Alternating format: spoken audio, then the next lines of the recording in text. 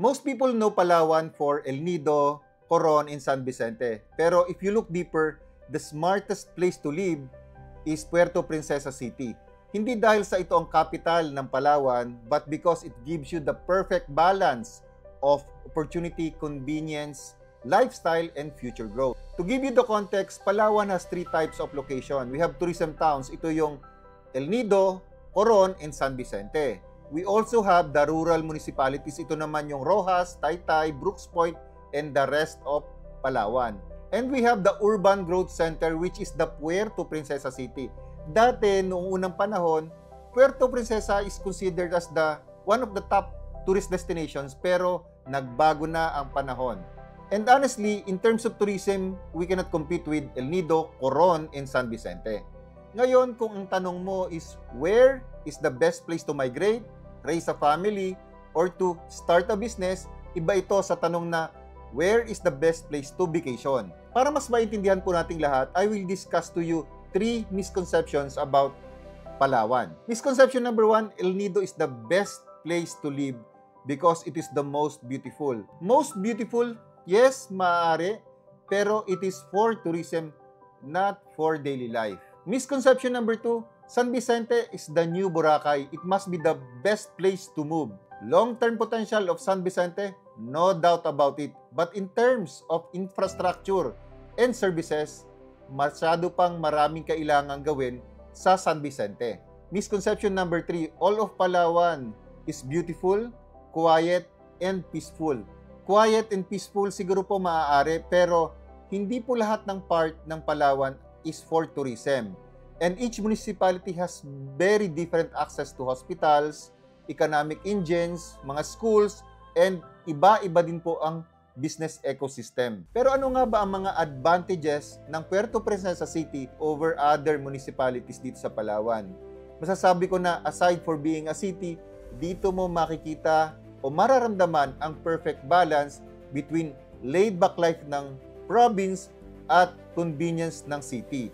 At masasabi natin na ang Puerto Princesa City ang business center sa buong Palawan.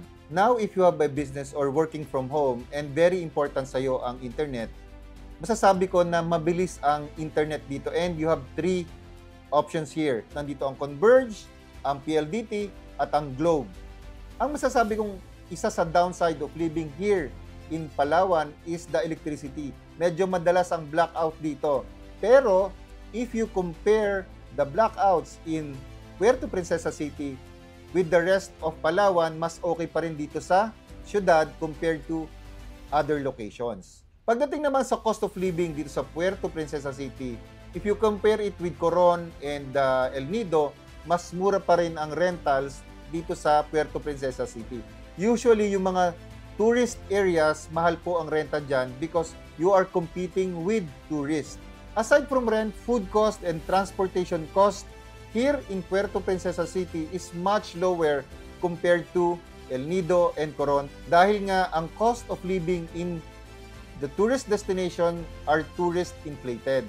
Pagdating naman sa mga construction materials, daily supplies, and cost of services, malayong mas mura dito sa Puerto Princesa. And that is because karamihan ng goods sa buong Palawan ay nanggagaling dito sa Puerto Princesa City. Pagdating naman sa employment, business, and income opportunities, dito sa Puerto Princesa, andito ang mga BPOs, andito ang mga professional services, mga logistic hubs, government central offices, mga retail centers andito, medical professionals, mga corporate opportunities andito rin sa Puerto Princesa City.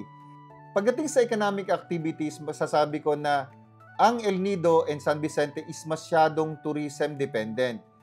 Pero dito sa Puerto Princesa, mas diverse dito ang business and opportunities. Pagdating sa healthcare, andito sa Puerto Princesa ang 3 big hospitals. Andito ang Adventist Hospital, andito ang Palawan MMG Cooperative Hospital, andito ang ACE Medical Center. And aside from that, andito rin ang pinakamalaking public hospital dito sa Palawan, which is ang Hospital ng Palawan. And aside from that, marami din dito mga private clinics. At dahil nga nandito sa Puerto Princesa ang malalaking hospitals, andito rin ang ating mga specialista na doctors. Kaya masasabi natin na when it comes to healthcare dito sa Puerto Princesa, maalagaan ka talaga.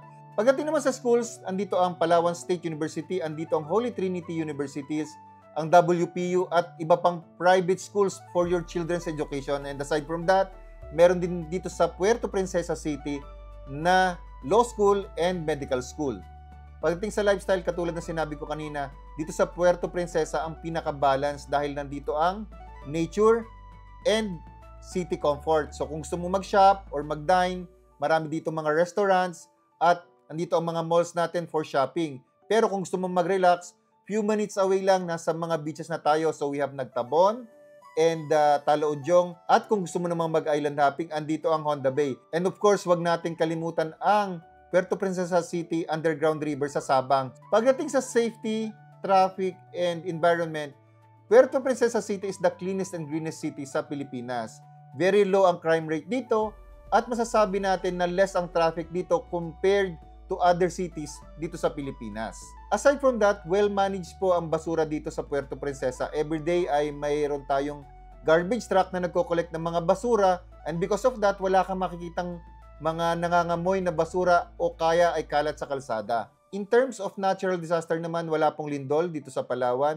Kapag typhoon naman ay bihira pong dumaan dito sa Puerto Princesa City. Usually sa northern part of Palawan which is sa El Nido and Coron dumadaan ang mga bagyo. And because of these advantages of Puerto Princesa City, I will give you my insights and predictions. Number 1, El Nido, San Vicente, and Coron will still be the top tourist destinations in Palawan. But Puerto Princesa City will still remain as the top migration location. Number 2, property values will still rise faster here in Puerto Princesa City compared to other municipalities in Palawan because of the advantages that I mentioned.